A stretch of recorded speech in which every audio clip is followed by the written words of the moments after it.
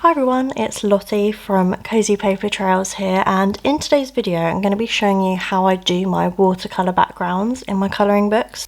This video was requested, but it's going to be a really short video because honestly my technique is just put the watercolour on the paper. I don't really have a specific technique that I use, but I thought I'd make a quick video anyway and just sort of show you how I do this. I usually use my Winsor & Newton Cotman watercolour paints, but I'm actually going to be using this set today, which is this Grabie watercolour set, and I need to use this more because there are so many colours in here. It's such a nice set. Look how many colours, and this is a little swatch sheet, so there's all these like brights and all these colours up here, and then there's also some macaroon, like, well, they're called macaroon colours, but they're like, you know, pastels and stuff. There's some neons, and there's also all these metallics down here, so it's just a really cool watercolour set. And yeah, I just need to use it more, so I thought I would use this in today's video. So I've got my little jar of water, and then I usually keep like a bit of paper towel next to me so that I can dab any excess water on there. But there's a page in this book that I'm going to be doing. I'm doing it as a buddy colour with Ash from Cozy Night Realms, and it is this page here. And I kind of wanted to do the background in watercolours. I know there's not a huge amount of background on this page, so if it takes me like 5 seconds to do this one, I might start another page in here and add some watercolours, because I used watercolours for the background of this page and I think it turned out really well. The watercolour worked really well on this paper. But anyway, I'm going to do kind of like a sandy colour at the bottom and then a kind of darkish blue for the top. Not like a dark blue, but sort of not a light blue either, like the sky. I want it to be darker. So I'm going to have a quick look at this swatch sheet and see what kind of blue I want to go for. I think I want to go kind of this type of blue, like a darkish blue, and then I can make the seaweed and the coral and everything really stand out. So I think that's what I'm going to go for, unless I go for this type of blue. Would that look better? I'm trying to picture it in my head. Maybe this blue actually. It's a little bit more muted, but it's not super bright. Maybe I could add that, and then I could always add a bit of the darker blue into it as well. So I'm going to start with this blue. The only problem with this swatch sheet is they don't have numbers on here, so you have to kind of match it up. So this one is this shade here. So I've got this watercolour brush, which is the Winsor & Newton Cotman watercolour brush. I'm just going to get some water on the brush and dip it into this colour here. Make sure I've got plenty of water on there so that it's not too dry. And yeah, just gonna basically paint in all the areas that I want to be this colour. Just smudge something on the page there, hopefully I can cover that up. Yeah, this is quite a light blue actually, so what I might do is do a layer of this blue and then use the darker blue afterwards to add another layer. Zoom in a little bit for you, and I've just got to be quite careful to not go into over the actual image that I want to colour in. Sometimes I do watercolour backgrounds first, sometimes I do them last. It just completely depends how I'm feeling at the time, and if I know what colour I want to use. Sometimes I want to colour the page first and then decide what colour watercolour like background to do. But basically I don't like doing backgrounds in coloured pencil. They just take so long, I get so bored. Yeah, and they really hurt my wrists as well, and my hands, because when I colour in, I usually press quite hard. That's just how I colour, depending on the kind of style I'm going for, but for the most part I usually press quite hard, especially if I want to do a nice smooth blended background. I want to obviously burnish the pencils and blend them together really well. But yeah, it really hurts my wrist, so I hate doing coloured pencil backgrounds. That's what I always used to do, and I think it put me off a lot of pages, like Kirby's books, any books with a lot of background or big areas, some of Erie's books as well. Like, I got really put off. So Instead, I decided to start using watercolours in colouring books. I started experimenting with it sort of recently, really, and now it's become something that I use on most of my pages.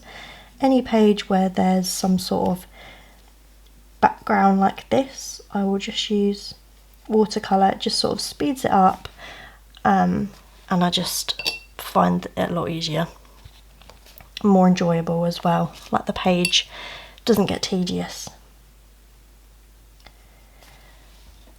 So I'm still just really carefully going around. This is literally my technique.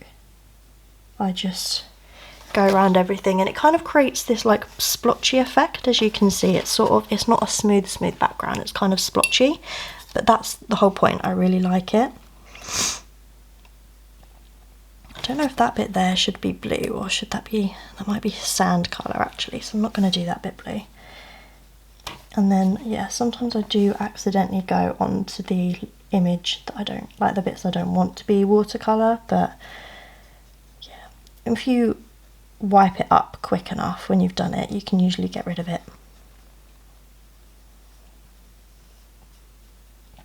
I really like these brushes. I don't always use these brushes, I've got a few other ones, but these Winsor & Newton ones are really good. I'm definitely going to use these watercolours a lot more, because I like how this is looking. And then tonight I'll probably work on this page more, to be honest, and get going with it. So last time I really enjoyed working in this book, which was a pleasant surprise. I wasn't sure if I was going to like it, but I'm definitely going to get her new one that's coming out next year, I believe. There's been a cover reveal for it, and it looks so nice. So I'm definitely going to be buying the second one, even though I've literally only done one page in this book so far. But I'm hoping to do some more, because I did a buddy colour with Ash from Cozy Night Realms in this book already, and this is another one with her. So hopefully we will do some more pages together in this book, because that will keep me colouring in it.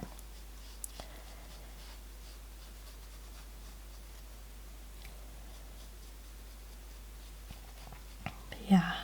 When this dries, you can see the kind of effect it gives. It's starting to dry over this side, so you can kind of see the effect. I really like this colour actually. I think this will work well, because it's not actually too dark. I think if I went for that darker colour, it might have been a bit too dark, whereas this is quite a nice mid blue. It's quite soft. I like it.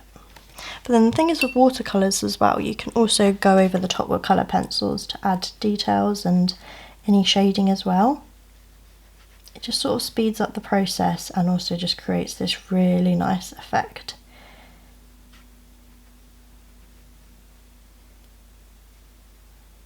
Okay, should that be blue or sand? That might do this one blue here. And then that can be the sand. Okay, now we're getting to the bits up here where obviously there's no outline of the page, if you know what I mean, like it's not bordered off or anything. So you either can go to the edge of the page, or, what's that? Yeah, that's part of seaweed. Yeah, you can either go to the edge of the page, or you can sort of do what I did on the other page in this book and sort of leave the border a bit like this, which is what I might do, to be honest. I don't want to go quite to the edge.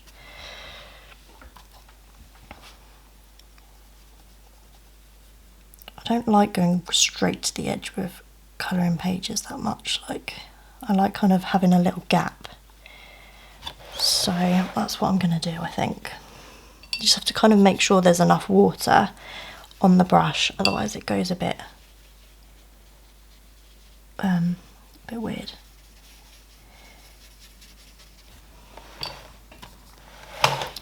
I'm just trying to get a good angle so I can actually reach. See there, it's, oh no, it's okay. I thought I didn't have enough water on there, but that's fine. But this is basically all I do. I just do this, and then I can add more layers on top after. I recently did a watercolour background in Fragile Worlds by Kirby Roseanne's, and that worked really well. I wasn't sure if it was going to work well on that paper, but it did. I think the water mediums, it took it quite well. Just going around all these fiddly bits. And then I will move on to the sand while this is drying, and then I may potentially add in a little bit of the darker blue. I'm not completely sure yet. Or I might leave it. I'll see what it looks like when it's dry, and then I can decide from there. And then here somewhere, it's going to transition to sand instead. So I'll do it probably like that. Do it to about there. And then I've just got to do the exact same on the other side. So this paper just takes water so well. It's such good quality paper, it's really thick. I'd imagine this is kind of how watercolour would work in like Hannah Carlson's books, for example, because they're got really good quality paper, although I've never coloured in a Hannah Carlson book before. I've not really been a fan of her artwork. Like, it's amazing, obviously, it's absolutely amazing artwork, but for me to colour, it's not really ever appealed to me. But I'm sort of feeling the temptation to try one of her books. I like the Tales from series the most, I think. Either Tales from the Forest Kingdom or Tales from Atlantis, or I quite like the Witch's Cottage one. Actually, I saw a flip through of that recently on a haul video. I can't remember whose video it was, and I actually really quite liked it. So I'm tempted to try one at some point and just see how I find it. Because like this book by Emily Lida Hoerberg, I didn't think I'd enjoy it, but I love it. So I could be pleasantly surprised. So I may try one out, I may not. We'll see. Whenever I next treat myself, maybe. Okay, where do I want this to go down to? Here. Maybe like here-ish. Yeah, like that. That's good. Okay, that is what that background bit is looking like. It's just very mottled. I don't know how to explain it, but you can see there's texture there. There's bits where it's darker than others and lighter than others, and I just really like it. So now I'm going to pick a colour for the sand. I could go with this kind of pastel orangey colour, but then is that, I don't know. Or this browny colour, but then that's maybe a bit dark. I could try this orange and see what it looks like. That could work. I might try it. Just see how that goes. So clean your brush off so you don't get any colour mixed onto it. And then, which one's the pastel orange? This one here. Oh, can't see what I'm doing. This orange here. So just add lots of water. Just gonna do, is that too orange? Okay, so you can just sort of wipe it off if you're quick enough. Sorry, I didn't even have that in camera, but I just put a blob here and I'm not too sure about it, so I just wiped it off. So I might try a different colour. I'm not really sure how I'm feeling about that one. I like some of these colours, but they're metallic, so I don't think that's going to work.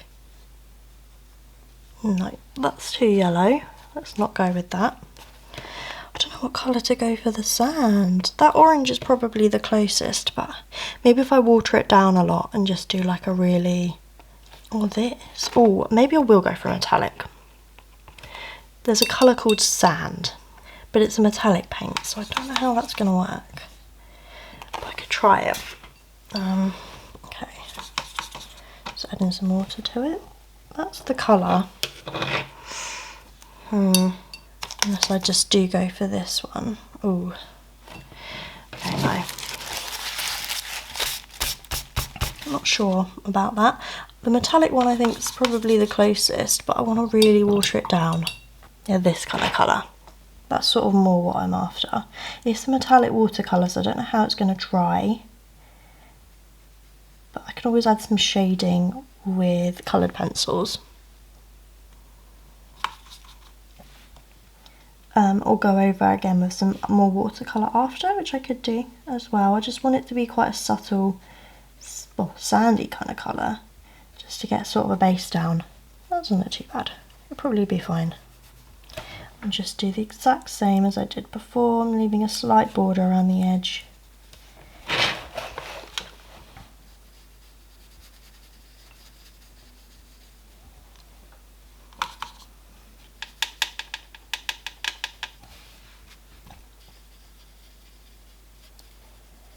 Before, I would have coloured all this using coloured pencils, like when I didn't do watercolour backgrounds, and just would have put me off colouring the page. Whereas if I've done the watercolour background, I kind of like you've made a really good start. There's colour on the page, it's like you've made progress, you know.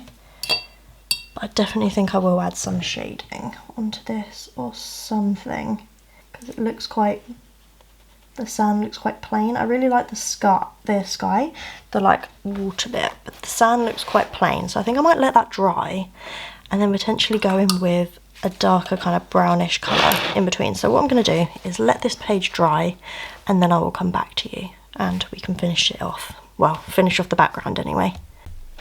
It's pretty much dry. There's a couple wet patches in the blue because I did, like, this bit here is a bit wet, but I think this feels pretty dry, or at least it's getting there.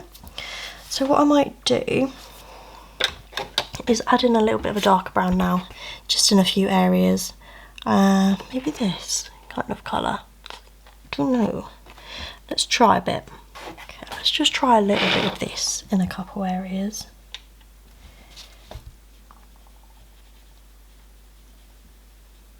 Like that. Just to deepen up some bits around, like underneath things, like a shadow kind of. Obviously I can add a pencil on top as well. Sort of just add a slight little shadow for a little something so it's not quite as flat. And then I'll probably just leave it, to be honest. I like how the blue looks.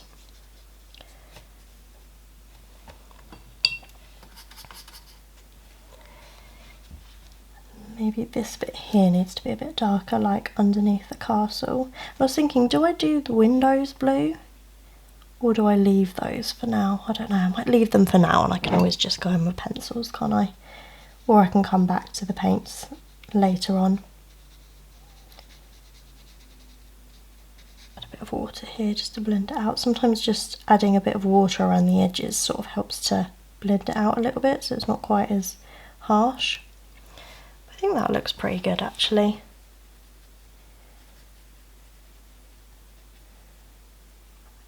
I'm going to let that dry and then I think that will probably be it for this page. So I'll zoom out, or not for the page but for the background, the watercolour kind of bits. I'm quite happy with that. So that's basically how I do the watercolour backgrounds. It doesn't take me long at all. It's just sort of splodge the paint on and it kind of creates this effect, and then I can go in later with some darker bits to deepen up. So always start with the lightest colour first and then go into the darker colours at the end last. So watercolours always work from light to dark, otherwise it just doesn't really work. You can't really lighten up areas once they're dark, if you know what I mean.